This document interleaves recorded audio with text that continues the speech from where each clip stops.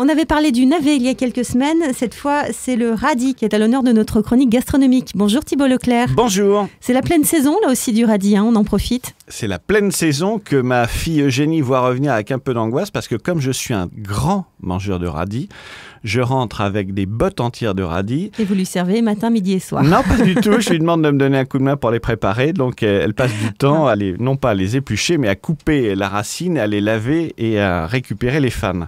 Alors, vous savez qu'il y a différents types de radis. Il y a le radis rouge, évidemment. Il y a le radis noir, qui est plutôt un radis d'hiver. Et puis, il y a le radis blanc, le radis japonais. C'est un légume racine qui a beaucoup de qualités pour l'organisme. Il est riche en soufre, donc ça lui donne à la fois sa saveur piquante, mais en même temps, ça stimule l'appétit et la digestion. C'est pour ça qu'on les prend en apéritif. Comment vous faites ? Vous prenez vos radis, vous les lavez un bon coup. Vous gardez les fans parce que vous allez faire un excellent potage avec les fans, comme si vous travailliez du cresson, dans une omelette même, ou bien en purée, c'est très très savoureux.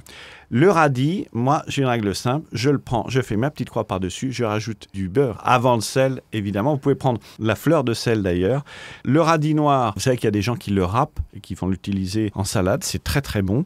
Et puis sinon, vous pouvez le couper tout simplement en rondelles et le croquer avec du gros sel. Sachez quand même une chose, c'est que le radis, vous pouvez aussi le cuire. Ah oui. C'est-à-dire que dans une jardinière de légumes, vous pouvez rajouter des radis. C'est absolument excellent. Il n'y a pas que le radis à la croque au sel. Et sinon, on le passe au beurre, éventuellement la poêle ? Du beurre ou de l'huile d'olive et puis du persil, c'est très bon. Vous pouvez aussi le conserver dans du vinaigre, vous savez, donc c'est très relevé. Là, ça vous fait un condiment un peu sympa pour les apéritifs. Et si vous voulez que vos radis soient très très croquants, vous les plongez dans l'eau glacée et hop, là, ils reprennent toute leur force. Pendant quelques minutes avant de les servir. Une bonne demi-heure. Ok, merci beaucoup Thibault Leclerc pour toutes ces bonnes astuces et bonnes recettes autour du radis.